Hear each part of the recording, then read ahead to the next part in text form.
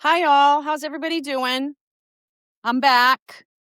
Sorry, it's been a minute. I got a lot going on the past week, so I'm back. I meant to come on earlier, but you know how things happen. But I'm glad you're back. And if this is your first time, thank you for coming, stopping by. Hope this helps you. Hope this helps somebody you might know. Maybe you can pass it along. Please like, share, and comment, subscribe.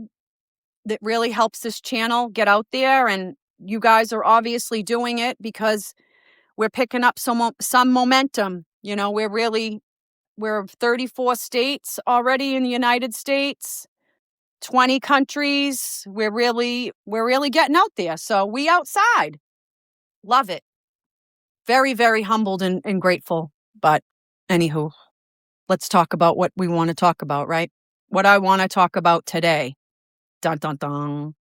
Vulnerability hangovers. What's a vulnerability hangover, you ask? I'm going to tell you. I'm going to tell you a lot about vulnerability hangovers. Excuse me. A vulnerability hangover happens after we are open and honest with others about how we are feeling. It's generally good to express our emotions truthfully, but sometimes we feel like we've shared too much. This may cause bouts of anxiety related to fears that we risk too much exposure. Being open can generate physiological responses, including rapid heartbeat, sweating, shakiness, or feelings of nausea. Most people believe vulnerability is a weakness, but what it actually is, it's courage. It's normal to have a reaction to the fear of disconnection that comes with opening up to others about our thoughts, feelings, or experiences. These hangovers can be triggered by sharing intimate details, expressing deep emotions, taking emotional risks, like confessing feelings or performing, oversharing, setting boundaries, physical intimacy, sharing insecurities, giving gifts, and sharing accomplishments. This hangover can last from a few hours to several days, and these feelings can linger longer if the disclosure feels high risk or if one is not used to being vulnerable. There are steps we can take to ease this hangover. Acknowledge and process. First one, acknowledge and process. Recognize the feeling as a normal reaction to emotional work rather than a sign you've done something wrong. 2, reframe the narrative. Focus on the fact that vulnerability builds trust and connection rather than the fear of judgment. And 3, practice self-compassion. Allow yourself time to recover and consider discussing these feelings with a trusted person, such as a therapist. None of what I talk about on my podcast is a substitution for professional mental health care. I'm not a doctor, I'm a vibe coach. And although what I'm passing along to you works or has worked for me, I wouldn't pass it if I didn't believe it. But I'm not a professional doctor. I'm not a medical doctor. So I just want to put that out there.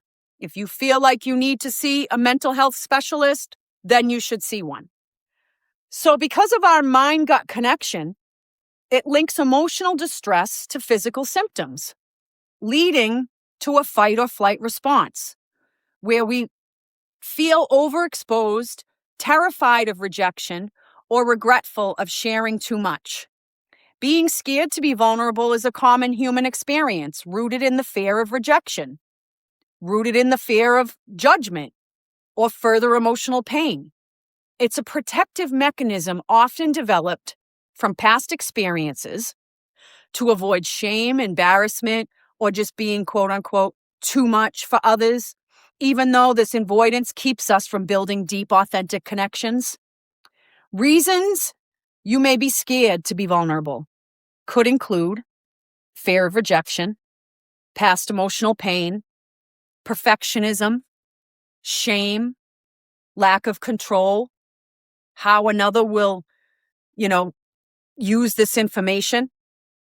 Fear of being too much. That's a big one. We small down because we're afraid to be too much, and we shouldn't be doing that. And this is where shadow work comes into play. If you don't know what shadow work is, that's going to be my next episode. Segue. So stay tuned for that. Figuring out what your individual blockage is. We'll talk shadow work next episode for those. We can overcome the fear by doing some of these things. Start small. Practice being vulnerable in low-stakes situations, like sharing a small worry with a trusted friend or saying no to something you don't want to do. Identify the root cause. Is this fear based on a current safe reality or an old painful memory? And self-compassion. Acknowledge that your fear is trying to protect you. Instead of judging yourself for being scared, gently acknowledge your feelings and try to take small risks. And choose safe people. You don't have to be vulnerable with everybody. Not everybody deserves that. Start by sharing with people who have proven that they are trustworthy, respectful, and non-judgmental. There are 4 types of this vulnerability: human, social, physical, economic, and environmental. And any time that you feel anxious about being vulnerable, remember to use the 3-3-3 rule. 3-3-3. See 3 things, hear 3 things, and move 3 body parts.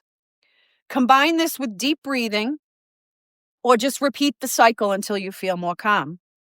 You can also practice this during calm moments, so it becomes an automatic tool when you need it. In the Bible, vulnerability is depicted as strength rather than a weakness, serving as a portal for divine power, connection, and spiritual growth. Admitting limitations and sins to God and others, fostering dependence on God rather than self-sufficiency, often summarized by God's promise in 2 Corinthians, book 12, chapter 9. My power is made perfect in weakness. Admitting weakness allows God's grace to flow where human effort often shuts off. Jesus showed the ultimate vulnerability by becoming human, grieving with friends, experiencing agony, and suffering on that cross. So I'm saying all this to say, being vulnerable is high vibrational.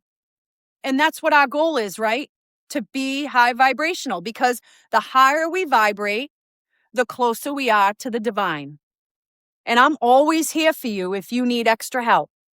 Message me. Check me out on my booking site. It's on my website.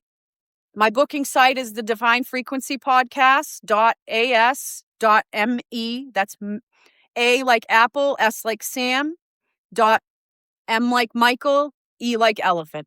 The Divine Frequency Podcast.AS.me. So please like, share, and subscribe, and take care of yourself and take care of each other.